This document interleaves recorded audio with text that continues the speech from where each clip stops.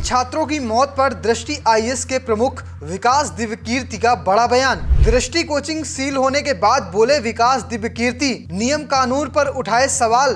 दृष्टि कोचिंग ने 10 पॉइंट में रखी बात, छात्रों की नाराजगी को बताया सही।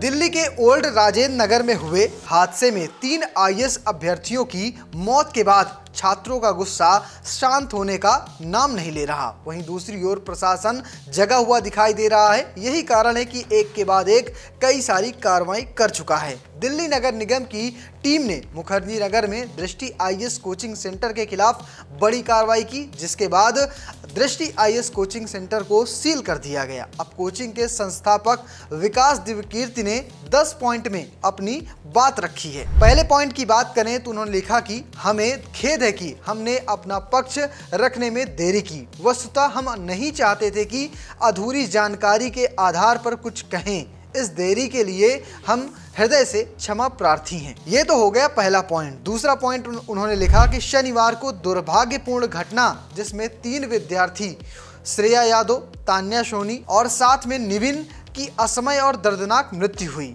पर हम पूरी गहरी संवेदना व्यक्त करते हैं। हम तीनों बच्चों के प्रति विनम्र श्रद्धांजलि अर्पित करते हैं और ईश्वर से प्रार्थना करते हैं कि उनके परिवारजनों को ये अपूर्णपति क्षति झेलने का हौसला प्रदान करें। तीसरे पॉइंट की बात करें तो लिखा कि इन बच्चों के परिवारों से हमारा प्रत्यक्ष परिचय नहीं है, किंतु दुखद है कि इस घड़ी में हम पूरी तरह से उनके साथ हैं। यदि हम किसी भी तरह से उनके लिए कुछ कर सकेंगे तो कृतज्ञता महसूस करेंगे। अगर बात करें चौथे पॉइंट की तो इसमें उन्होंने लिखा कि इस दुर्घटना को लेकर विद्यार्थियों में जो रोष दिख रहा है वो पूरी तरह से न्याय संगत है। बहुत अच्छा होगा कि इस रोष को सटीक दिशा मिले और सरकार कोचिंग संस्थापकों के लिए निश्चित दिशा निर्देश लागू करे। इस संबंध में हम सरकार के साथ सक्रिय सहयोग करने को तत्पर हैं। चौथे पॉइंट के बाद उन्होंने आगे अपनी बात लिखी 5वें पॉइंट पे, कोचिंग संस्थानों से जुड़ी ये समस्या ऊपर से जितनी सरल दिखती है उतनी है नहीं। इसके कई पक्ष हैं जिनके तार कानूनों के अस्पष्टता और अंतर्विरोध से जुड़ते हैं। DAA, MCD तथा दिल्ली फायर डिपार्टमेंट के नियमों में असंगति है।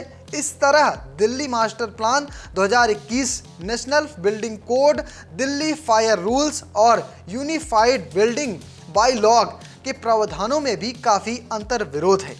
दिल्ली मास्टर प्लान 2021 को छोड़कर किसी भी दस्तावेज में कोचिंग संस्थानों के लिए स्पष्ट प्रावधान नहीं दिए गए हैं। आशा है कि गृह मंत्रालय द्वारा नियुक्त समिति जब 1 माह में अपनी रिपोर्ट प्रस्तुत करेगी तो उसमें ऊपर लिखे अधिकांश बिंदुओं का समाधान मिल सकेगा। ये तो 5 पॉइंट हुई जहां पर उन्होंने कई सारे नियमों का हवाला दिया और उन पर सवाल उठाए। छठे पॉइंट में उन्होंने लिखा कि हम पूरे विश्वास के साथ कह सकते हैं कि टीम दृष्टि विद्यार्थियों की सुरक्षा को लेकर अत्यधिक सतर्क रहती है।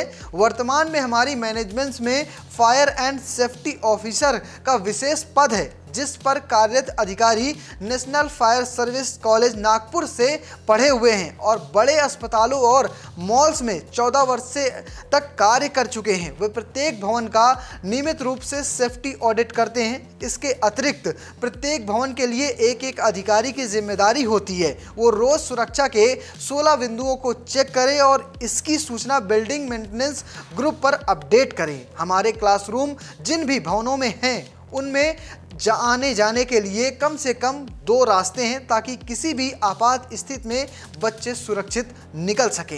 ये छठा पॉइंट था और इस पे उन्होंने विद्यार्थियों के प्रति अपनी संवेदना व्यक्त करी। बात करें अगर 7वें पॉइंट की तो दिल्ली नगर निगम द्वारा पिछले कुछ दिनों में की गई व्यापक कार्रवाई स्वागत योग्य है। 8वें पॉइंट की बात करें तो उसमें उन्होंने लिखा कि इस समस्या का स्थायी समाधान ये है कि सरकार दिल्ली में 3-4 क्षेत्रों को चुनकर उन्हें कोचिंग संस्थानों के लिए नियत करे।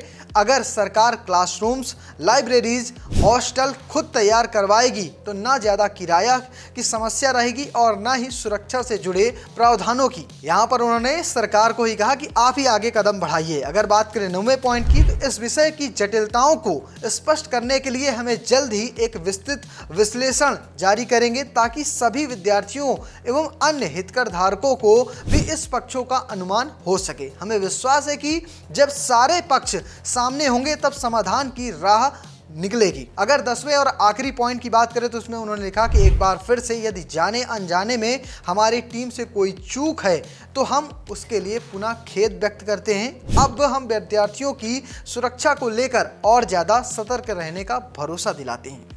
ये वो 10 पॉइंट थे जिनमें विकास दिव्यकीर्ति ने अपनी पूरी बात रखी और साथ में कई सारे पॉइंट ऐसे हैं जहां वो छात्रों के गुस्से का समर्थन कर रहे हैं। वहीं सरकार से अपेक्षा करते हैं कि नियम और जो कानून है उनमें बिल्कुल स्पष्टता लाई जाए ताकि पता चल सके कि कोचिंगों को लेकर क्या नियम है। तो फिलहाल आप किस देखते हैं विकास दिव्यकीर्ति के इन बयानों को? कमेंट बॉक्स में जरूर बताइएगा और पेज को फॉलो करना, चैनल को सब्सक्राइब करना बिल्कुल मत भूलिएगा। धन्यवाद।